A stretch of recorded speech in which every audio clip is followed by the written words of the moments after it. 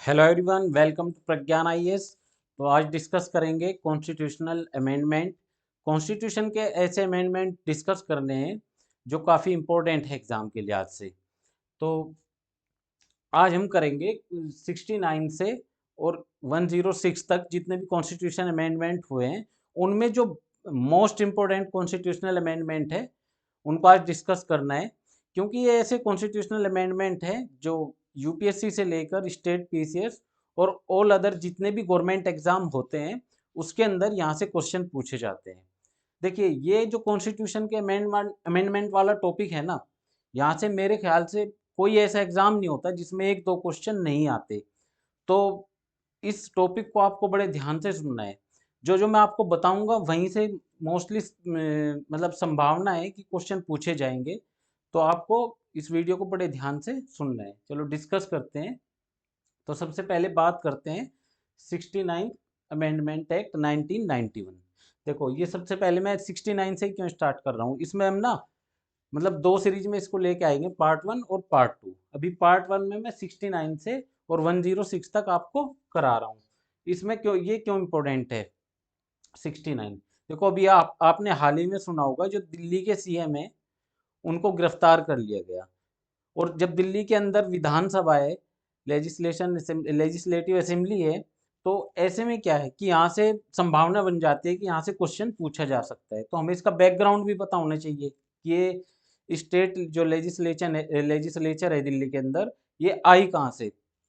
तो सबसे पहले इसी पे बात करते हैं, इसमें देखते हैं कि ये क्यों इम्पोर्टेंट है।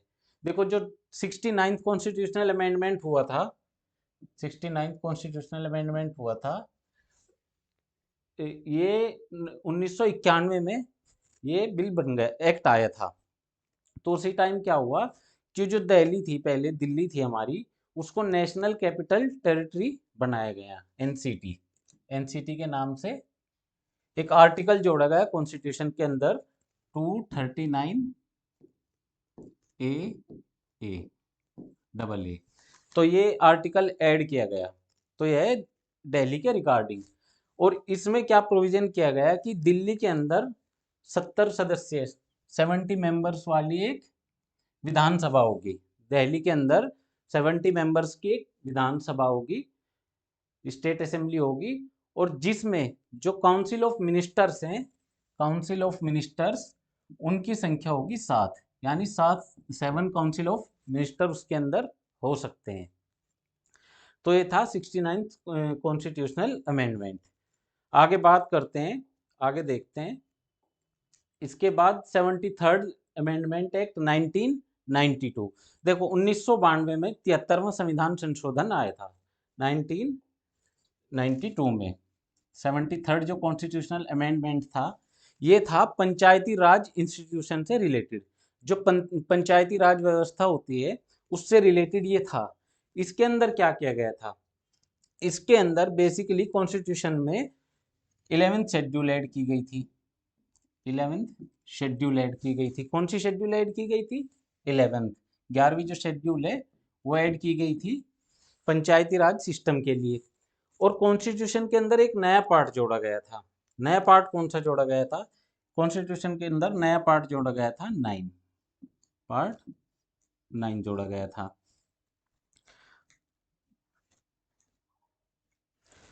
तो इसमें ये इंपॉर्टेंट है कि शेड्यूल तो जोड़ी गई थी 11 और पार्ट जोड़ा गया था 9। ये आपको ध्यान रखना है, पार्ट 9। और इसमें क्या प्रोविजन था? इसमें प्रोविजन था जो पंचायती राज जो संस्थाएं होंगी इंडिया के अंदर, पंचायती राज जो इंस्टीट्यूशन होंगे, पीआरआई, वो 3 टायर मॉडल इसका अपनाया गया था। 3 टायर मॉडल। इस 3 टायर मॉडल का मतलब क्या होता है? देखो, आपने देखा होगा आपके गांव के अंदर ग्राम प्रधान या सरपंच चुने जाते हैं। तो पहली स्टेज तो ही ग्राम स्तर पे, पहली स्टेज हुई ग्राम स्तर पे। फिर दूसरा आपने देखा होगा ब्लॉक स्तर पे भी ऐसे ही इलेक्शन होता है। तो दूसरी स्टेज होती है इसकी ब्लॉक लेवल पे। और तीसरी स्टेज होती है इसकी डिस्ट्रिक्ट लेवल पे। डिस्ट्रिक्ट लेवल पे तो 3 स्टेज में, मतलब 3 टायर मॉडल जो है पंचायती राज सिस्टम का इंडिया के अंदर अपनाया गया है। इसके अलावा और इससे क्या क्या ऐड हुआ, इससे जो है जो रिजर्वेशन सीट्स थी for schedule caste and schedule tribes, यानी जो एससी हैं, एसटी हैं, शेड्यूल कास्ट, शेड्यूल ट्राइब्स, इनकी तो पॉपुलेशन के हिसाब से, इनकी तो पॉपुलेशन के हिसाब से जो है रिजर्वेशन इनको दिया गया पीआरआई के अंदर। और वुमेन को जो है, वुमेन को जो है इसमें 33% रिजर्वेशन दिया गया, महिलाओं को दिया गया 33% रिजर्वेशन। 73rd जो कॉन्स्टिट्यूशनल अमेंडमेंट एक्ट था 1992 का, तो इसमें ये यही इम्पोर्टेंट है। और इसके अलावा इसमें जो पंचायती राज इंस्टीट्यूशन होता है, इसके पास टोटल 29 सब्जेक्ट या 29 ऐसे विषय होते हैं जिन पे ये काम करता है। तो ये इम्पोर्टेंट है, ये आप बस ध्यान से ये देख लेना, इसके बाहर ज़्यादा क्वेश्चन आते नहीं है। एक तो 73rd अमेंडमेंट एक्ट हुआ था कब, 1992 में, ये डेट आपको याद रखनी है। 73rd कॉन्स्टिट्यूशनल अमेंडमेंट एक्ट से शेड्यूल जुड़ी थी 11वीं, पार्ट जुड़ा था 9, ठीक। SC ST के लिए रिजर्वेशन है उनकी पॉपुलेशन के अकॉर्डिंग, और वुमेन के लिए रिजर्वेशन है 33%। और ये 3 स्टेज पे इसको लागू किया गया है, यानी 3 टायर मॉडल इसका लागू किया गया है, डिस्ट्रिक्ट, ब्लॉक और ग्राम। और इसमें कुल विषय हैं 29। बस इसमें इतना ही है, आगे बात करते हैं। अब बात करते हैं 74th अमेंडमेंट एक्ट। ये भी देखो 1992 का ही है। 74 जो अमेंडमेंट एक्ट है ये कब का है, 1992 का। 73rd भी 1992 का ही है, 74th भी 1992 का ही है। क्योंकि अगर 73rd रिलेटेड है ग्राम से, तो ये रिलेटेड है म्यूनिसिपलिटीज से, ये रिलेटेड है म्यूनिसिपलिटीज से, जो शहरी स्थानीय निकाय होते हैं उनसे ये रिलेटेड होता है। आपने नगर पालिका, नगर पंचायत, नगर निगम ये सब सुना होगा ना, तो ये उसी से रिलेटेड है। इससे क्या हुआ था, कॉन्स्टिट्यूशन के अंदर क्या चेंज हुआ था, इससे कॉन्स्टिट्यूशन के अंदर एक नया पार्ट जोड़ा गया था, पार्ट जोड़ा गया था इससे, पार्ट 9A, पार्ट 9A जोड़ा गया था। और शेड्यूल जोड़ी गई थी इससे, शेड्यूल जोड़ी गई थी इससे 12वीं, तो 12वीं शेड्यूल इससे ऐड की गई थी और पार्ट जोड़ा गया था इसमें 9A। देखो इसमें भी जो है रिजर्वेशन का प्रोविजन है महिलाओं के लिए और SC ST के लिए, तो वो भी आपको ध्यान रखना है। लेकिन इसमें एक चीज और है, इसमें क्या है कि जहाँ जो पंचायती राज सिस्टम था उसके अंदर जो है टोटल विषय थे 29, यहाँ पे जो टोटल जो सब्जेक्ट्स हैं वो हैं 18 म्यूनिसिपलिटीज के लिए। तो ये भी आपको ध्यान रखना है, क्वेश्चन में ये भी पूछ लिया जाता है कि टोटल कितने ऐसे सब्जेक्ट हैं म्यूनिसिपलिटीज के पास जिन पे वो काम करती है, तो ये इंपॉर्टेंट है। 18 पार्ट्स इसके ध्यान रखने हैं, ईयर इसका आपको ध्यान रखना है। आगे बात करते हैं 76 अमेंडमेंट एक्ट 1994, जो 76वां जो संविधान संशोधन है ये कब आया था, ये आया था 1974, वो हो गया। अब बात करते हैं 76 जो अमेंडमेंट एक्ट आया था, ये आया था 1994 में, 1994 में। देखो इसमें क्या हुआ था, 1992 में सुप्रीम कोर्ट की एक जजमेंट आई थी इंदिरा साहनी केस के अंदर, इंदिरा साहनी केस के अंदर सुप्रीम कोर्ट की एक जजमेंट आई थी। और उस जजमेंट से सुप्रीम कोर्ट ने बोला कि जो रिजर्वेशन है वो किसी भी कीमत पे 50% से ज़्यादा नहीं होना चाहिए, यानी जो रिजर्वेशन की कैप है, जो लिमिटेशन है, वो 50% हो सकती है रिजर्वेशन, 50% से ज़्यादा रिजर्वेशन नहीं दिया जा सकता। तो गवर्नमेंट ने क्या किया, ये था केस 1992 का, इंदिरा साहनी केस था, ये इंदिरा साहनी केस था। तो इसमें रिजर्वेशन को लेके सुप्रीम कोर्ट ने लगा दी 50% की लिमिटेशन। तो 1994 में गवर्नमेंट ने एक 76 अमेंडमेंट एक्ट पास किया, और इसमें गवर्नमेंट ने कहा कि जो तमिलनाडु का जो 69% रिजर्वेशन है, तमिलनाडु गवर्नमेंट ने जो 69% जो रिजर्वेशन कर दिया था टोटल, यानी 50% से कहीं ज़्यादा था, ही 50% से ज़्यादा था। तो ऐसी सिचुएशन में क्या किया इन्होंने, इसको डाल दिया 9th शेड्यूल में, 9th शेड्यूल के अंदर। क्योंकि 9th शेड्यूल में जब कोई भी टॉपिक 9th शेड्यूल में डाल दिया जाता था तो उसका जुडिशियल रिव्यू नहीं होता था पहले, लेकिन अब हो सकता है, अब हो सकता है। तो इसको डाल दिया पार्लियामेंट ने 9th शेड्यूल में। तो ये काम किया गया था 1994 का जो 76वां जो कॉन्स्टिट्यूशनल अमेंडमेंट एक्ट था उसके अंदर। आगे बात करते हैं। अब बात करते हैं जो 77th अमेंडमेंट एक्ट था 1995 का। देखो जो 77 जो अमेंडमेंट एक्ट है 1995 का, ये एक तो इसका ईयर आपको ध्यान रखना है। ईयर है इसका 1995। इंपॉर्टेंट क्यों है ये? इंपॉर्टेंट इसलिए है ये, देखो एससी और जो एसटीज हैं इनको रिजर्वेशन का प्रावधान हमारे कॉन्स्टिट्यूशन में स्टार्टिंग से ही दिया गया है। 1955 से इनको क्या है, 1955 से 1955 से इनको पदोन्नति में जो रिजर्वेशन है वो मिल रहा था, यानी रिजर्वेशन इन प्रमोशन इनको मिल रहा था 1955 से।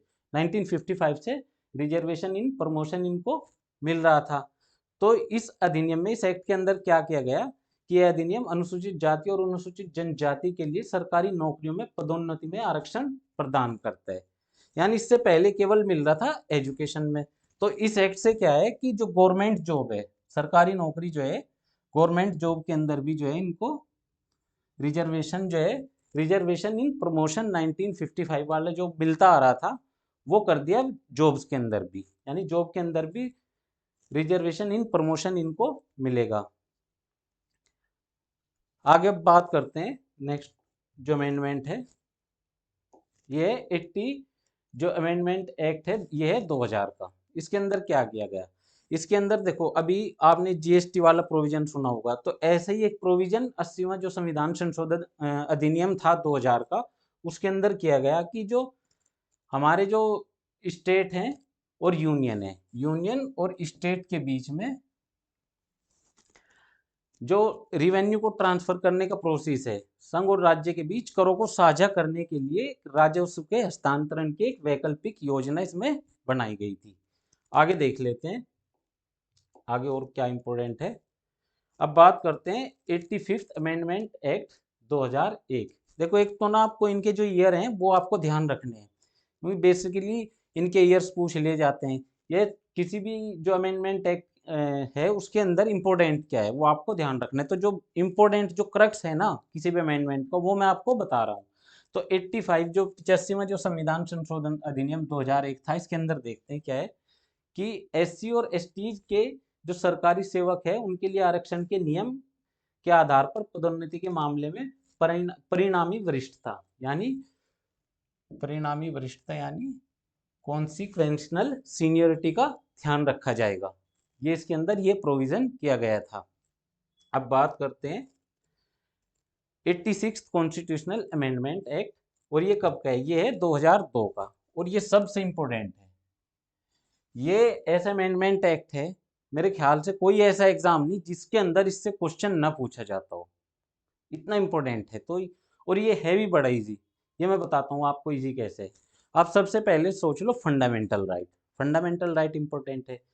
तो इसमें क्या किया गया कि जो हमारी एलिमेंट्री एजुकेशन थी, एलिमेंट्री एजुकेशन को स्टेटस दिया गया फंडामेंटल राइट का। 86 कॉन्स्टिट्यूशनल अमेंडमेंट एक्ट 2002 से एलिमेंट्री एजुकेशन को फंडामेंटल राइट का दर्जा दिया गया, फंडामेंटल राइट का दर्जा दिया गया। तो इसके लिए फंडामेंटल राइट्स के अंदर एक नया आर्टिकल ऐड किया गया, article 21A, article 21A add किया गया फंडामेंटल राइट के लिए। और इसमें लिखा गया the state shall provide free and compulsory education to all children of the age of 6 to 14 years. यानी अब गवर्नमेंट की जिम्मेदारी होगी कि 6 से 14 साल के बच्चे को एजुकेशन देने की गवर्नमेंट की जिम्मेदारी होगी। यह है फंडामेंटल राइट। मतलब अब कोई बच्चा बिना एजुकेशन के नहीं रह सकता। अब मान लो किसी बच्चे के पास पैसा नहीं है, गरीब है, तो उसके लिए क्या है कि उसके पेरेंट्स कोर्ट में जा सकते हैं कि मेरे बच्चे को एजुकेशन नहीं मिल रही है। इसीलिए आपने देखा होगा जितने भी गवर्नमेंट स्कूल होते हैं, गवर्नमेंट स्कूल के अंदर क्या है कि लगभग 8th क्लास तक क्या है, 8th क्लास तक, 8th स्टैंडर्ड तक बच्चों से कोई फीस वसूली जाती, बच्चों से कोई फीस नहीं ली जाती। क्यों? क्योंकि इसमें फ्री एजुकेशन का प्रोविजन किया गया है। आर्टिकल 21A के अकॉर्डिंग 6 से 14 साल तक के जो बच्चे हैं उनकी फ्री एजुकेशन का प्रोविजन इसी अमेंडमेंट एक्ट से किया गया था। अब देखो ये जो है ना, इस 86 कॉन्स्टिट्यूशनल अमेंडमेंट एक्ट के लागू होने के बाद फिर एक चेंज और आया, वो आया फंडामेंटल ड्यूटीज में। फंडामेंटल ड्यूटीज मैंने आपको बताया था किस एक्ट में, किस पार्ट में, पार्ट 4A। पार्ट 4A के अंदर पहले 10 फंडामेंटल ड्यूटीज थी, तो उसके अंदर जो 11वीं फंडामेंटल ड्यूटीज जोड़ी गई वो यही जोड़ी गई कि 6 से 14 साल तक के जो बच्चे हैं उनके पेरेंट्स का, उनके गार्जियंस की जिम्मेदारी होगी कि वो अपने बच्चों की एजुकेशन को प्रमोट करे। तो ये एक फंडामेंटल ड्यूटीज के अंदर ये चेंज किया गया था। अब आप सोच रहे होगे कि सर इससे पहले ऐसे प्रोविजन कहीं थे या नहीं थे कॉन्स्टिट्यूशन के अंदर। देखो इससे पहले ये प्रोविजन था डीपीएसपी के अंदर। डीपीएसपी के अंदर एक आर्टिकल है, आर्टिकल 45। तो इसी आर्टिकल 45 के अंदर प्रोविजन था 14 ईयर तक के जो बच्चे हैं, 14 साल तक के जो बच्चे हैं, उनकी जो एजुकेशन है, उनकी एजुकेशन की मतलब क्या है कि गवर्नमेंट को क्या है, उनके एजुकेशन के लिए कुछ प्रोविजन करने चाहिए। तो उसी को आर्टिकल 37 को ध्यान में रखते हुए गवर्नमेंट ने क्या किया कि इसको फंडामेंटल राइट बना दिया और इस 14 में से क्या निकाल लिया, 6 से 14 साल वाला प्रोविजन निकाल लिया। यानी एलिमेंट्री एजुकेशन 6 से 14 साल तक की आ गई फंडामेंटल राइट के अंदर। लेकिन अब जो 3 से 6 साल तक, 3 to 6 ईयर, 3 से 5 साल तक के जो बच्चे हैं वो क्या है, ये अभी भी 45 आर्टिकल 45 के अंदर ही मेंशन है। तो अगर आपसे देखो इससे रिलेटेड आपसे कौन कौन से क्वेश्चन पूछे जा सकते हैं। एक तो पूछा जा सकता है कि 86 कौन से जो अमेंडमेंट एक्ट है ये किस ईयर का है, तो ईयर हुआ 2002, पहला क्वेश्चन। 86 कॉन्स्टिट्यूशनल अमेंडमेंट से क्या चेंज हुआ था, इससे चेंज क्या हुआ था कि एजुकेशन को, एलिमेंट्री एजुकेशन को जो है फंडामेंटल राइट बना दिया गया था। इसको किस आर्टिकल में मेंशन किया गया, आर्टिकल 21A। इसमें किस एज के बच्चे की एजुकेशन का प्रोविजन है, तो 6 से 14 साल तक के बच्चे की। इससे फंडामेंटल ड्यूटीज पे क्या इफेक्ट पड़ा, तो फंडामेंटल ड्यूटीज पे जो 11वीं फंडामेंटल ड्यूटीज है वो जोड़ी गई। इसके अलावा एक क्वेश्चन ऐसे पूछा जा सकता है कि इनमें से कौन कौन से आर्टिकल एलिमेंट्री एजुकेशन से रिलेटेड है। तो आपको आर्टिकल भी ध्यान रखने हैं, 21A, 45 और 51A में जो 11 जो शेड्यूल है, 11 जो फंडामेंटल ड्यूटीज है वो आपको ध्यान रखनी है। तो ये काफ़ी इंपॉर्टेंट है, इसको आपको ध्यान रखना है, यहाँ से काफ़ी क्वेश्चन पूछे जाते हैं। आगे बात करते हैं 91st अमेंडमेंट एक्ट जो 2003 का था, ये क्यों इंपॉर्टेंट है। 91st अमेंडमेंट एक्ट 2003, देखो ये इंपॉर्टेंट इसलिए है, इसने चेंज किया है शेड्यूल 10 में। शेड्यूल 10 में इसने चेंज किया है। शेड्यूल 10 रिलेटेड किससे है, शेड्यूल 10 रिलेटेड है एंटी डिफेक्शन लॉ से। एंटी डिफेक्शन लॉ जो है उससे रिलेटेड है शेड्यूल 10। और ये जोड़ा किससे गया था, शेड्यूल 10 को जोड़ा गया था जो 52nd कॉन्स्टिट्यूशनल अमेंडमेंट है, 52nd जो कॉन्स्टिट्यूशनल अमेंडमेंट है इससे जोड़ा गया था शेड्यूल 10 को। और इसके अंदर प्रोविजन क्या है, इसके अंदर प्रोविजन ये था उस टाइम जब 52nd कॉन्स्टिट्यूशनल अमेंडमेंट आया कि किसी भी पार्टी के 1/3 मेंबर, कम से कम 1/3 मेंबर दूसरी पार्टी में जब जाके मिल जाएंगे तब उन पे एंटी डिफेक्शन लॉ नहीं लगेगा। मतलब कम से कम 1/3 सदस्य जो है किसी पार्टी के, जब वो दूसरी साइड चले जाते हैं या अलग हो जाते हैं तो उन पे एंटी डिफेक्शन लॉ नहीं लगता था। ये था 52nd कॉन्स्टिट्यूशनल अमेंडमेंट में। लेकिन जो 91st हुआ, 91st में क्या हुआ कि गवर्नमेंट का टारगेट था कि जो पॉलिटिकल पार्टी में जो खरीद फरोख्त होती है, हॉर्स ट्रेडिंग जो होती है, उसको रोका जाए। तो क्या है कि 1/3 तो बहुत कम संख्या थी, तो 91st कॉन्स्टिट्यूशनल अमेंडमेंट एक्ट से इस 1/3 को बढ़ा के कर दिया गया 2/3। यानी अब कम से कम 2/3 सदस्य को जो है, मेंबर को जो है पार्टी छोड़ के अगर वो अलग होते हैं तब उनकी पार्टी बची रहेगी। तो ये मेन प्रोविजन किया गया था इसके अंदर। और दूसरा जो चेंज किया गया था वो चेंज किया गया था कि जो मिनिस्टर ऑफ काउंसिल है, यानी मंत्रिपरिषद जो है, उसका साइज इसमें डिसाइड किया गया था, यानी वो किसी भी कीमत पे 15% से ज़्यादा नहीं हो सकती। उस हाउस का जो 15% है उससे ज़्यादा जो है जो काउंसिल ऑफ मिनिस्टर्स है, मंत्री परिषद जो है, मंत्री परिषद जो है सेंटर और स्टेट दोनों के लिए किया गया था, पार्लियामेंट के लिए भी और सभी स्टेट के लिए भी ये प्रोविजन किया गया था कि जो मंत्री परिषद है वो किसी भी कीमत पे 15% से ज़्यादा नहीं हो सकती। क्यों? क्योंकि ज़्यादा मंत्रालय बटेंगे, ज़्यादा मंत्री बटेंगे तो उससे क्या है कि जो सरकारी धन है उसका दुरुपयोग किया जा सकता है। एक प्रोविजन और किया गया है इसके अंदर। लेकिन मिनिमम जो नंबर है मंत्री परिषद के जो सदस्य हैं उनकी संख्या 12 से कम भी नहीं हो सकती, यानी कम से कम 12 सदस्य जो है मंत्री बन सकते हैं और मैक्सिमम जो है उस हाउस का 15% मेंबर बन सकते हैं। अब लेकिन अब आप कहोगे कि दिल्ली के अंदर तो केवल 7 ही जो है मेंबर है, लेकिन दिल्ली जैसे विधानसभा क्षेत्रों पे जो यूटीज हैं उन पे ये नियम अलग है, वहां पे ये रूल 15% की बजाय 10% का रूल है, ये आपको ध्यान रखना है। इतना ही 91st जो अमेंडमेंट एक्ट था 2003 का उससे चेंज हुआ था शेड्यूल 10 के अंदर। अब आगे बात करते हैं 93rd अमेंडमेंट एक्ट, ये कब का है? ये है 2005 का। और इसके अंदर क्या चेंज किया गया था? देखो इसमें जो मेन चेंज था वो था reservation for socially and educationally backward class.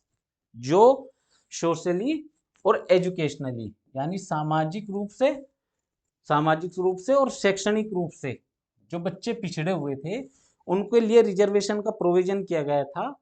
Private जो प्राइवेट बॉडी होती हैं, प्राइवेट स्कूल होते हैं या अनएडेड जो एजुकेशनल इंस्टीट्यूशन है उनके अंदर इनकी रिजर्वेशन का प्रोविजन किया गया था। लेकिन इसमें किसको अलग छोड़ा गया? माइनॉरिटी एजुकेशनल इंस्टीट्यूट को, यानी जो माइनॉरिटी एजुकेशनल इंस्टीट्यूट है, अल्पसंख्यकों के लिए जो शैक्षणिक संस्थान है, उनको छोड़कर जितने भी प्राइवेट स्कूल है जिसमें गवर्नमेंट जो है फंडिंग नहीं करती, उसमें क्या है कि जो सोशली और एजुकेशनली जो लोग पिछड़े हुए हैं उनके लिए, यानी प्राइवेट सेक्टर में भी जो है, प्राइवेट जो इंस्टीट्यूशन है उनमें भी जो है रिजर्वेशन अब मिलेगा। ये किया गया था 93rd अमेंडमेंट एक्ट 2005 से। अब आगे बात करते हैं 97th अमेंडमेंट एक्ट 2012। देखो ये है काफी इंपॉर्टेंट और यहाँ से क्वेश्चन मेरे ख्याल से हर एग्जाम में पूछ ही लिए जाते हैं यहाँ से क्वेश्चन। ये क्यों इंपॉर्टेंट है? इसमें बात की गई है कोऑपरेटिव सोसाइटीज के बारे में, कोऑपरेटिव सोसाइटीज के बारे में। इसके लिए कॉन्स्टिट्यूशन में एक नया पार्ट जोड़ा गया। पार्ट कौन सा जोड़ा गया? पार्ट जोड़ा गया इसके लिए पार्ट 9B। पार्ट जोड़ा गया कोऑपरेटिव सोसाइटीज के लिए पार्ट 9B। और आर्टिकल जोड़ा गया इसके लिए फंडामेंटल राइट इसको घोषित किया गया। फंडामेंटल राइट में जो है इसके लिए आर्टिकल 19(1)(c) इसके लिए ऐड किया गया, 19(1)(c). और डीपीएसपी के अंदर भी इसके लिए एक आर्टिकल जोड़ा गया, आर्टिकल 43(b). आर्टिकल 43(b) इसके लिए डीपीएसपी के अंदर ऐड किया गया। कोऑपरेटिव सोसाइटीज क्या होती हैं? देखो ये सहकारी समितियां जो हैं बेसिकली जो फार्मर्स जो होते हैं उनके लिए इनको डेवलप किया गया था कि वो एक साथ एकजुट होके जो है कोई कोऑपरेटिव सोसाइटी बना के उससे क्या है कि जो अपने जो प्रोडक्ट जो है उनकी मैन्युफैक्चरिंग बढ़ा के इससे क्या है कि अपना ट्रेड बढ़ा सकते हैं। तो ये चेंज किया गया था। इसका सबसे अच्छा एग्जांपल अगर मैं आपको दूं आप समझ जाओगे, जैसे अमूल का नाम आपने सुना होगा, अमूल जिसका आप दूध पीते हो, जिससे जो डेयरी प्रोडक्ट्स हैं वो अमूल के ही आपको मार्केट में मोस्टली मिलेंगे। तो अमूल आई थिंक सबसे पहली जो है कोऑपरेटिव सोसाइटीज है इंडिया के अंदर जो रजिस्टर्ड है। तो ये आपको ध्यान रखना है। और ये एक्ट आया था कब? ये आया था 2012 में। तो अब इसमें इतना कुछ बचता नहीं। एक तो ये आर्टिकल 19(1)(c) में इसको मेंशन किया गया, फंडामेंटल राइट इसको घोषित किया गया, पार्ट जोड़ा गया पार्ट 9B। और आर्टिकल 43(b) में इसको मेंशन किया गया डीपीएसपी के अंदर, ताकि गवर्नमेंट भी इस पे ध्यान रख सके। इसके बाद बात करते हैं 99th अमेंडमेंट एक्ट 2014 की। देखो, जो 99th अमेंडमेंट एक्ट 2014 है, 2014, इसकी बात करते हैं। इसमें क्या इंपॉर्टेंट है? जैसा कि आपको पता होगा, जो सुप्रीम कोर्ट और हाई कोर्ट के जजेस होते हैं, सुप्रीम कोर्ट और जो हाई कोर्ट के जजेस होते हैं, वो कैसे अपॉइंट होते हैं? उनके अपॉइंट करने का एक तरीका है collegium system. Collegium system India के अंदर उसके लिए है। और इस कॉलेजियम सिस्टम के अंदर क्या होता है कि जो चीफ जस्टिस ऑफ इंडिया और उसके अलावा 2 सीनियर जो जजेस होते हैं, वो एक नाम भेजेंगे प्रेसिडेंट को, और प्रेसिडेंट जो है अपॉइंट करेंगे सुप्रीम कोर्ट या हाई कोर्ट के जज को। सुप्रीम कोर्ट या हाई कोर्ट के जज को प्रेसिडेंट अपॉइंट करेंगे। तो ये तो है कॉलेजियम सिस्टम। लेकिन 99 जो कॉन्स्टिट्यूशनल अमेंडमेंट था, इसने गठन किया एनजेएसी का, एनजेएसी,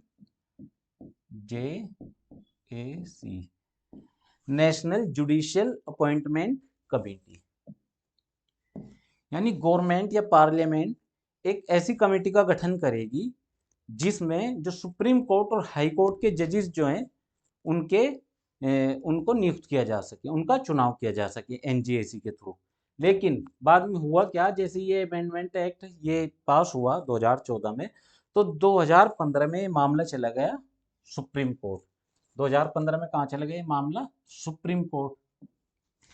अब क्योंकि सुप्रीम कोर्ट को लगा कि एनजेएसी के बन जाने से जो है इसमें पॉलिटिकल हस्तक्षेप बढ़ जाएगा। जो कॉलेजियम सिस्टम है, यानी जो जुडिशरी है, इसके अंदर पॉलिटिकल जो मतलब फिर क्या हो कि पार्लियामेंट जिसको चाहेगी उसको जज बनाएगी। तो इसलिए वो चाहते थे कि इसमें पॉलिटिक्स का कोई भी इंटरफेयर ना हो। तो इस ऐसी सिचुएशन से बचने के लिए इसको क्या है कि इसका जुडिशियल रिव्यू किया गया सुप्रीम कोर्ट के द्वारा। और जब सुप्रीम कोर्ट ने इसका जुडिशियल रिव्यू किया, तो इसको क्या है, अनकॉन्स्टिट्यूशनल एंड वॉइड इसको घोषित कर दिया। यानी सुप्रीम कोर्ट ने इसको असंवैधानिक करार दिया।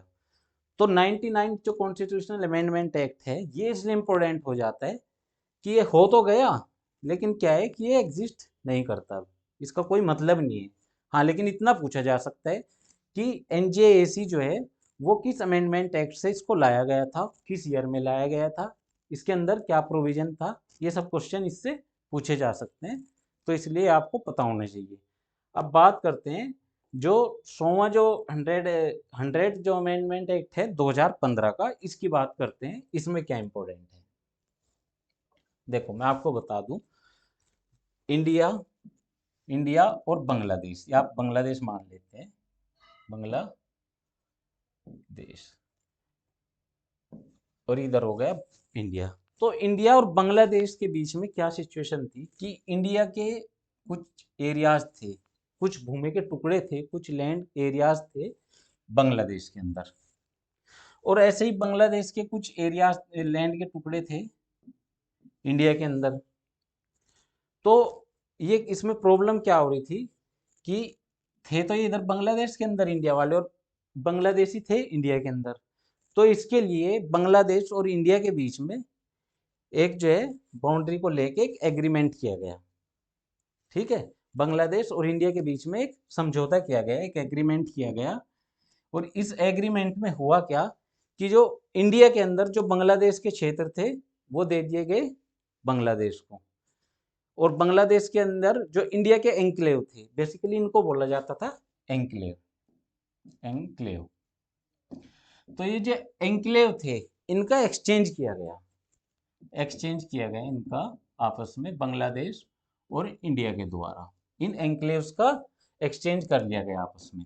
और ऐसा पॉसिबल कैसे हुआ? ये हुआ जो 100वां जो संविधान संशोधन है उसके द्वारा।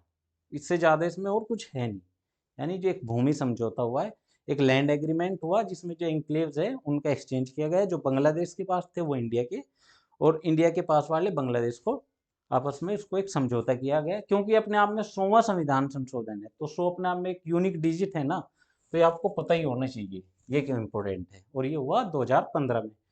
इसके बाद बात करते हैं 101, जो 101वां जो अमेंडमेंट एक्ट था, ये कब आया? ये आया 2016 में। और ये रिलेटेड है किससे? ये रिलेटेड है जीएसटी से। जीएसटी आपने काफी सुना होगा, good and service tax, goods and service tax. ये क्यों इंपॉर्टेंट है? देखो, जीएसटी के आ जाने से क्या हुआ? जीएसटी के आ जाने से जो जितने भी इनडायरेक्ट टैक्स थे, इनडायरेक्ट जितने भी टैक्स थे, इनडायरेक्ट टैक्स को जो है इनको कर दिया गया, इनके सारे को इकट्ठा करके इनको ऐड कर दिया गया जीएसटी के अंदर। जीएसटी में इनको पहुंचा दिया गया। अब क्या है, जो टैक्स सिस्टम है वो, अब पहले क्या हो सकता था कि किसी वस्तु पे, किसी प्रोडक्ट पे क्या है कि अलग अलग स्टेज में टैक्स लग के उसकी कीमत ज्यादा बढ़ सकती थी। तो जीएसटी लग जाने से क्या है कि उसकी कीमत उतनी रहेगी, मतलब सिंगल स्टेज टैक्स है ये, एक तरह से सिंगल स्टेज पे लगने वाला ये जो है टैक्स है जीएसटी। और ये लागू कब से हुआ था? लागू हुआ था ये 1 जुलाई 2017 से ये लागू हुआ जीएसटी। इसके लिए कॉन्स्टिट्यूशन में क्या चेंज किया गया? कॉन्स्टिट्यूशन में आर्टिकल 279 ए के अंदर, आर्टिकल 279 के अंदर एक जीएसटी काउंसिल का गठन किया गया। जीएसटी काउंसिल का गठन किया गया। एक और इम्पोर्टेंट बात मैं इसमें आपको बता देता हूँ कि जो 2016 का ये जो जीएसटी से रिलेटेड जो अमेंडमेंट एक्ट है, ये स्पेशल, इसमें जो है आर्टिकल 368 के अकॉर्डिंग जो मैंने आपको बता रखे हैं कि दो तरह से जो अमेंडमेंट होता है, तो टाइप 2 का इसमें हुआ था, टाइप 2 वाला इसमें जो है अमेंडमेंट हुआ था, जिसमें क्या है कि जो पार्लियामेंट है उसमें दोनों हाउसेज का की अलग अलग स्पेशल मेजोरिटी 2/3 वाली, और उसके अलावा जो 50% स्टेट्स हैं, 50% स्टेट्स हैं, उनका जो साधारण जो बहुमत है उससे पास होके एक बिल लाया गया था, और तब ये एक्ट बना था जीएसटी वाला।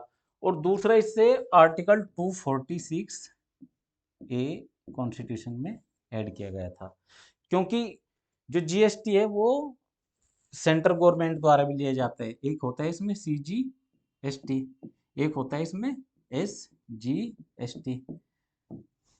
तो एसजीएसटी को जो है स्टेट गवर्नमेंट लगाती है और वही कलेक्ट करती है, सीजीएसटी को सेंट्रल गवर्नमेंट लगाती है और वही कलेक्ट करती है। तो ये प्रोविजन है आर्टिकल 246 ए के अंदर।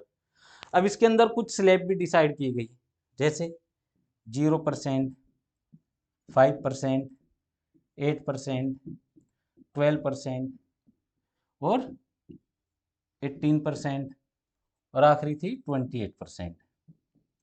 तो ये कुछ स्लैब्स इसके अंदर टैक्स को लगने वाली, ये कुछ स्लैब्स थी, 0%, 5%, 8%, 12%, 18%, 28%। तो आपको ये स्लैब्स पता होनी चाहिए। दूसरा, आर्टिकल 246 के अंदर सीजीएसटी एसजीएसटी का पता होना चाहिए। 279 ए ऐड हुआ, ये जीएसटी काउंसिल की बात करता है। और 101वां जो संविधान संशोधन है, ये लागू कब से हुआ? 1 जुलाई 2017 से इसको लागू किया गया। और इसको पार्लियामेंट से जो 368 का टाइप 2 है, 368 के अंदर टाइप 2 जो है अमेंडमेंट का जो दूसरा तरीका है, यानी पार्लियामेंट का 2/3 बहुमत, अलग अलग हाउसेज का वहां से पास होना, और लगभग 50%, मतलब 50% जो स्टेट्स हैं उनकी जो सिंपल मेजोरिटी है उससे पास होकर ये बिल बना था। क्योंकि ये जो यूनियन है ना, यूनियन की नेचर पे इसका इफेक्ट पड़ रहा था, इसलिए ये टाइप 2 का है। टाइप 2 इसमें मेंशन तरीके से जो है इसको अमेंड किया गया था। अब आगे बात करते हैं, जीएसटी के बाद बात करते हैं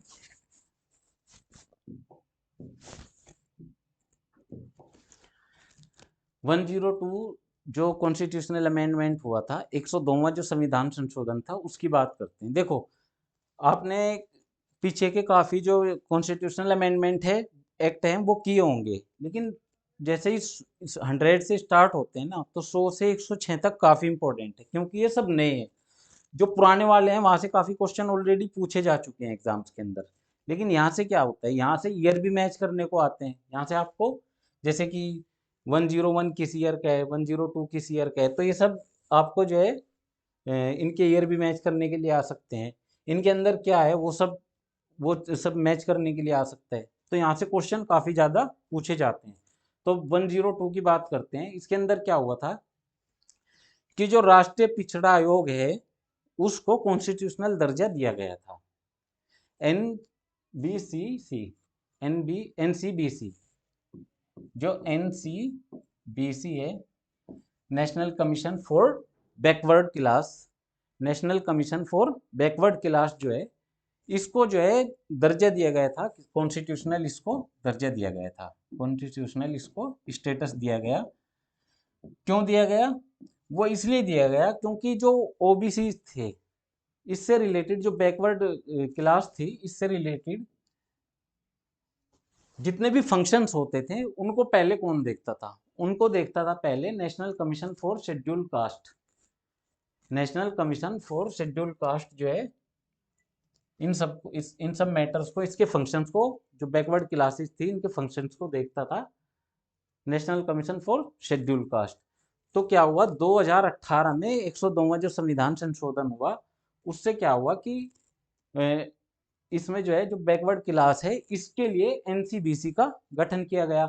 और एनसीबीसी का गठन करने के लिए क्या है, आर्टिकल 338 बी कॉन्स्टिट्यूशन के अंदर ऐड किया गया। और ये 338 बी के अंदर जो है NCBC, national commission for backward class को मेंशन किया गया। इसमें और क्या काम है देखो, इसमें it also empowered the president to specify socially and educationally backward classes in relation to any state और यूनियन टेरिटरी। यानी जो प्रेसिडेंट है, राष्ट्रपति है, वो किसी राज्य या केंद्र शासित प्रदेश के अंदर सामाजिक और शैक्षणिक जो रूप से पिछड़े वर्गों को ये निर्दिष्ट करने का अधिकार रख सकते हैं। यानी जो प्रेसिडेंट है उनको पावर हो गई कि जो लोग सोशली और एजुकेशनली जो बैकवर्ड क्लास है, उसके रिगार्डिंग स्टेट और यूनियन लेवल पे जो है प्रेसिडेंट इसको निर्दिष्ट कर सकते हैं। तो ये चेंज 102 जो कॉन्स्टिट्यूशनल अमेंडमेंट एक्ट था उसमें हुआ। आगे बात करते हैं 103, यानी 103वां 103 जो कॉन्स्टिट्यूशनल अमेंडमेंट एक्ट है, ये क्यों इंपॉर्टेंट है? देखो ये आया 2019 में। ये कब आया? ये आया 2019 में, 102वां संविधान संशोधन। और ये प्रोविजन किसका करता है? ये आपने सुना होगा ईडब्ल्यूएस, इकोनॉमिकली वीकर सेक्शन, यानी आर्थिक रूप से पिछड़े लोग, आर्थिक रूप से जो कमजोर वर्ग है, पिछड़ा वर्ग है, उसके लिए, उसकी उन्नति के लिए एजुकेशन में और जॉब्स के अंदर, गवर्नमेंट जॉब्स और एजुकेशन दोनों में जो है, इसके लिए प्रोविजन किसका करता है?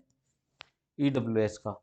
और ईडब्ल्यूएस का जो रिजर्वेशन है, इसमें क्या इंपॉर्टेंट है? इंपॉर्टेंट ये है, देखो नॉर्मली जो रिजर्वेशन है वो हो सकता है कितना, 50%,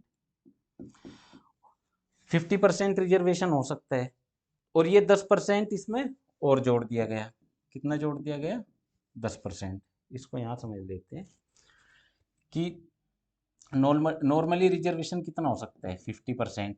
50% की लिमिट क्या है, ये कैप क्या है? 1992 का, जो 1992 के अंदर जो इंदिरा साहनी जो केस था, उसके अंदर एक कैप लगा दी गई, एक लिमिटेशन लगा दी गई कि जो रिजर्वेशन है वो किसी भी कीमत पे 50% से ज़्यादा नहीं हो सकता। लेकिन 103 यानी 103वां जो कॉन्स्टिट्यूशनल अमेंडमेंट एक्ट है, इसने प्रोविजन किया कि जो ईडब्ल्यूएस वाला जो रिजर्वेशन होगा ना, ईडब्ल्यूएस वाला रिजर्वेशन इस 50% से अलग होगा, इसके बियॉन्ड होगा, इस 50% पे अप्लाई नहीं होगा। ये इस 50% में रिजर्वेशन किसको मिलता है? इस 50% में रिजर्वेशन मिलेगा ओबीसी को मिलता है, एससी को मिलता है और एसटी को मिलता है। लेकिन जो ईडब्ल्यूएस वाला रिजर्वेशन है, ये मिलेगा जो जनरल कैटेगरी है, जो जनरल कैटेगरी है उसको ये 10% रिजर्वेशन मिलेगा। यानी इन 50% के अलावा जो 50% बचे ना, उन्हीं में से 10% को मिलेगा ये। और इसके लिए कॉन्स्टिट्यूशन में 2 आर्टिकल ऐड किए गए। वो कौन कौन से आर्टिकल थे? 15(6) और 16(6). ये जॉब के लिए रिजर्वेशन और ये एजुकेशन के लिए रिजर्वेशन। तो इससे क्या हुआ, ये बन गया फंडामेंटल राइट। यानी ईडब्ल्यूएस वाला जो रिजर्वेशन है ये भी फंडामेंटल राइट है। तो इसमें ये प्रोविजन किए गए। बाकी ईडब्ल्यूएस का जो क्राइटेरिया है वो आप डिटेल में एक बार देख लेना, उसके लिए क्या क्या क्राइटेरिया होता है। आगे बात करते हैं। 104वां जो कॉन्स्टिट्यूशनल अमेंडमेंट एक्ट था ये कब आया? ये आया 2020 में, 104। ये एक एक आपको पता होना चाहिए, 100 से लेके 106 तक तो एक एक आपको पता होना चाहिए। आगे आने वाले जितने भी आपके एग्जाम होंगे ना, वहाँ यहाँ से क्वेश्चन जरूर मिलेंगे आपको। तो ये क्या बात करता है, 104 में जो संविधान संशोधन अधिनियम है 2020 में, देखो ये आया था और इसने दो चेंज किए। पहला चेंज क्या किया कि जब जो लोकसभा और जो राज्य विधानसभा होती है, राज्य विधानसभा जो होती है, स्टेट लेजिस्लेटिव जो असेंबलीज होती हैं, उनके अंदर एससी और एसटी के लिए रिजर्वेशन का प्रोविजन किया गया है कॉन्स्टिट्यूशन के अंदर। और ये प्रोविजन जो है 1947 में जब भारत आज़ाद हुआ और उसके बाद जब कॉन्स्टिट्यूशन लागू हुआ तब ये प्रोविजन किया गया था 70 सालों के लिए। कितने सालों के लिए? 70 सालों के लिए किया गया था। तो 2020 में जो है, 2020 में 1950 से लेकर और 2020 तक का आप टाइम काउंट करोगे तो ये 70 साल पूरे हो जाते हैं। ठीक, 2020 तक 2020 तक ये 70 साल हो गए थे पूरे। लेकिन उसमें ये भी लिखा है कि गवर्नमेंट जब चाहे इसको आगे के लिए बढ़ा सकती है 10 साल के लिए। तो इसमें पहला चेंज किया गया कि एससी एसटी के लिए जो लोकसभा और राज्य विधानसभा है उसके अंदर जो 70 सालों का जो रिजर्वेशन था उसको बढ़ा के कर दिया गया अब 80 साल तक। यानी अब ये लागू रहेगा 2030 तक। और आगे अगर गवर्नमेंट को लगा कि ये और बढ़ाना है तो फिर ये इसको 10 साल फिर बढ़ा सकते हैं। एक दूसरा जो इसमें चेंज किया गया, दूसरा चेंज किया गया कि एंग्लो इंडियन, आपने सुना होगा एंग्लो इंडियन। इनका क्या था कि लोकसभा के अंदर अगर प्रेसिडेंट को ऐसा लगे कि जो एंग्लो इंडियंस है, एंग्लो इंडियन कम्युनिटी जो है, देखो एंग्लो इंडियन कम्युनिटी कौन होगी? यूरोप या ब्रिटेन के ऐसे लोग जो इंडिया के अंदर बस गए थे, यानी ऐसे इंग्लिश बोलने वाले वहाँ के ऐसे लोग जो इंडिया के अंदर बस गए थे आज़ादी के बाद, उनके लिए प्रोविजन ये था कि उनका भी रिप्रेजेंटेशन होना चाहिए पार्लियामेंट के अंदर। तो उसके लिए क्या था कि दो मेंबर जो है, दो मेंबर तो लोकसभा के अंदर जो है प्रेसिडेंट अपॉइंट कर सकते हैं। अगर उनको लग रहा है कि इनका रिप्रेजेंटेशन नहीं है तो दो मेंबर को अपॉइंट कर सकते हैं प्रेसिडेंट। दूसरा जो स्टेट असेंबलीज हैं उसके अंदर एक मेंबर को अपॉइंट कौन कर सकता है? एक मेंबर को अपॉइंट कर सकता है गवर्नर। तो ये प्रोविजन दिया गया था। तो 104 जो अमेंडमेंट एक्ट है इससे इसको, इस सिस्टम को खत्म कर दिया गया। यानी लोकसभा और राज्य विधानसभाओं में जो एंग्लो इंडियन जो समुदाय था उसके लिए जो आरक्षित सीटें थी उसको हटा दिया गया। तो ये दो चेंज हुए थे मेजर। अब इसमें देख लेते हैं कि इससे रिलेटेड आर्टिकल कौन कौन से हैं इनसे रिलेटेड। तो सबसे पहले बात करेंगे हम आर्टिकल 330, 330, 331, 332 और 333। तो जो आर्टिकल 330 है ये जो लोकसभा है, लोकसभा के अंदर एससी और एसटी के रिजर्वेशन की बात करता है। और जो स्टेट असेंबली है, स्टेट असेंबली के अंदर एससी और एसटी के रिजर्वेशन की बात करता है। ये हो गया। अब बात करते हैं 331 और 333 की। देखो 331 बात करता है एंग्लो इंडियन की। एंग्लो इंडियन कहाँ पे? ये बात करता है एंग्लो इंडियन की लोकसभा के अंदर। यानी दो एंग्लो इंडियन को जो है अपॉइंट कर सकते हैं प्रेसिडेंट। लेकिन ये प्रोविजन हो गया कॉन्स्टिट्यूशन के अंदर से खत्म। और 333 बात करता है स्टेट असेंबली के अंदर, स्टेट असेंबलीज के अंदर एक एंग्लो इंडियन की, स्टेट असेंबलीज के अंदर। और इसको अपॉइंट कौन करता था? गवर्नर। तो ये भी अब खत्म हो गया। बाकी जो 330 और 332 वाले दो प्रोविजन है, इसको बढ़ा दिया गया 10 सालों के लिए। तो ये चेंज हुआ है 104th अमेंडमेंट एक्ट में। अब आगे बात करते हैं 105 की, यानी जो 105वां जो संविधान संशोधन है, इससे क्या फर्क पड़ा। देखो, जो 102वां जो संविधान संशोधन था, उसमें जो है कि जो स्टेट गवर्नमेंट होती थी उसके पास SEBCs यानी सोशली एंड एजुकेशनली बैकवर्ड जो क्लास थी, सोशली एंड एजुकेशनली जो बैकवर्ड क्लास थी, उसको क्या है कि जो 102वां जो संविधान संशोधन हुआ था, उसके बाद जो सुप्रीम कोर्ट था, सुप्रीम कोर्ट ने क्या है कि इसकी स्टेट की पावर को कम कर दिया था SEBs की पहचान करने के लिए, क्योंकि उसमें पूरी पावर थी प्रेसिडेंट ऑफ इंडिया के पास। तो 105वां संविधान संशोधन इसलिए किया गया ताकि स्टेट गवर्नमेंट को, जो स्टेट गवर्नमेंट है, स्टेट गवर्नमेंट को SEBCs की जो है सोशली एंड एजुकेशनली बैकवर्ड जो क्लास है, सामाजिक और शैक्षणिक रूप से पिछड़े जो वर्ग है, उसकी पहचान अब जो है स्टेट गवर्नमेंट भी कर सकती है। स्टेट गवर्नमेंट भी कर सकती है। स्टेट गवर्नमेंट करने का मतलब क्या है कि जो गवर्नर है स्टेट का, वो भी जो है इसकी पहचान कर सकता है। और ये जो 102वां संविधान संशोधन अधिनियम था, उसमें इनको SEBCs का जो है इनकी पहचान का कोई अधिकार नहीं था। तो ये चेंज 105वें संविधान संशोधन लाया गया है। 102 जो कॉन्स्टिट्यूशनल अमेंडमेंट एक्ट की जो कमियां रह गई थी, उसको सुधारने के लिए 105वां संविधान संशोधन लाया गया। आगे बात करते हैं 106 की, जो 106 जो कॉन्स्टिट्यूशनल अमेंडमेंट एक्ट है, इसकी बात करते हैं। और ये सबसे रिसेंट का और सबसे लेटेस्ट यही है। इसके बाद अभी कोई चेंज नहीं हुआ है। अगर चेंज होगा भी तो नई गवर्नमेंट बनने के बाद होगा। इस बीच अगर कोई आर्टिकल 1, 2, 3 के तहत अगर कोई अध्यादेश, कोई ऑर्डिनेंस प्रेसिडेंट ले आए, वो बात अलग है। लेकिन अभी 2023 का जो रिसेंटली जो अमेंडमेंट एक्ट है, वो है 106। इसके अंदर क्या है, इसके अंदर देखो, ये भी बात करता है रिजर्वेशन की। रिजर्वेशन की ये बात करता है। हालांकि ये जो वाला रिजर्वेशन है, वुमेन के रिजर्वेशन की बात करते हैं। वुमेन के रिजर्वेशन यानी महिलाओं के लिए आरक्षण। और कहाँ कहाँ पे आरक्षण? लोकसभा, राज्य विधानसभा, राज्य विधानसभा यानी जो स्टेट असेंबली होती है उसके अंदर, और दिल्ली विधानसभा के अंदर, दिल्ली की जो विधानसभा है उसके अंदर ये प्रोविजन करता है रिजर्वेशन की। और ये महिलाओं को 1/3, ये इसको कह सकते हैं 33% रिजर्वेशन की ये बात करता है। लेकिन अभी हालांकि ये बिल जो है एक्ट तो बन गया, लेकिन इसमें कुछ चीज़ें मेंशन की गई है। पहली क्या है?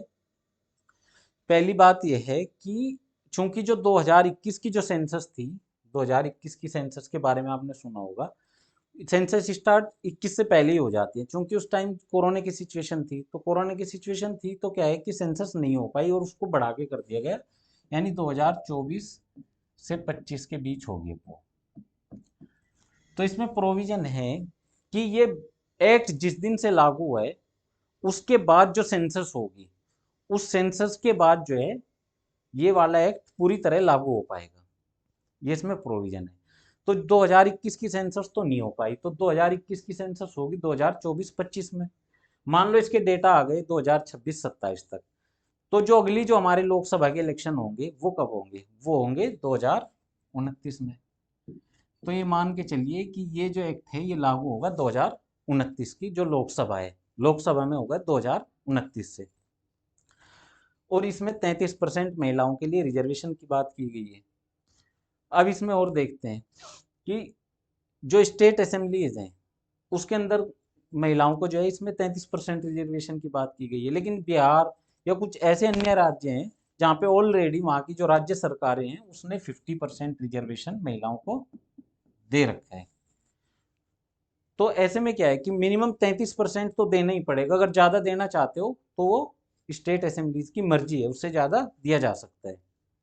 तो ये हुई इसकी पूरी डिटेल।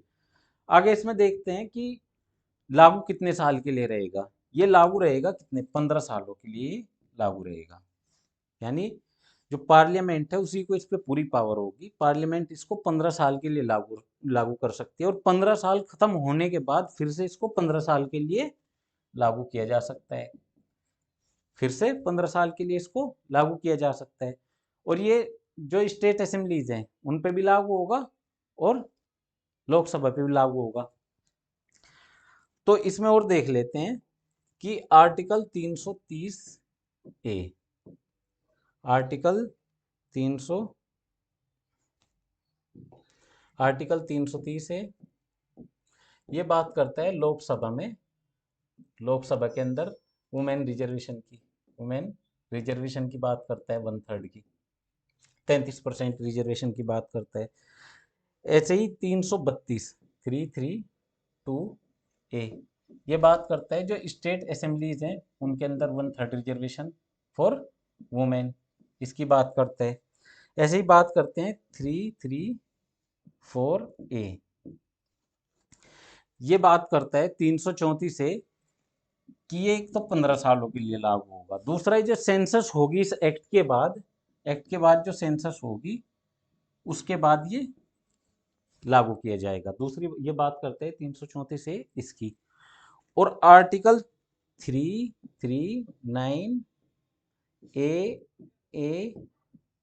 1 बी,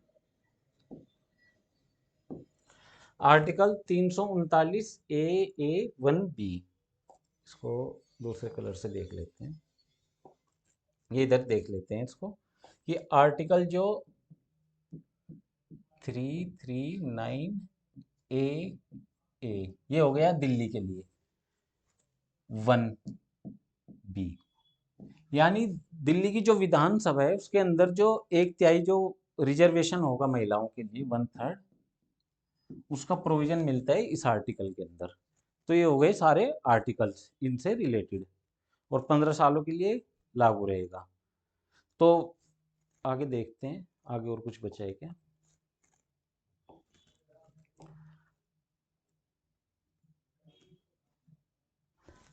तो आज की वीडियो में जो है हमने कॉन्स्टिट्यूशन के जो है 69 से लेकर और 106 तक, मतलब जो रिसेंटली 2023 में हुआ है कॉन्स्टिट्यूशनल अमेंडमेंट, इसके बाद तो कोई नया नहीं है। इतने हमने जितने भी इंपॉर्टेंट जो कॉन्स्टिट्यूशनल अमेंडमेंट थे वो हमने कर लिए। इसके बाद अगली जो पार्ट 2 इसका आएगा उसमें जो है 69 से पहले के सारे मैं आपको करा दूंगा, उनका आप वेट करना, जल्दी आपको मिल जाएंगे वीडियो में। तो आज की वीडियो में इतना ही। Thank you.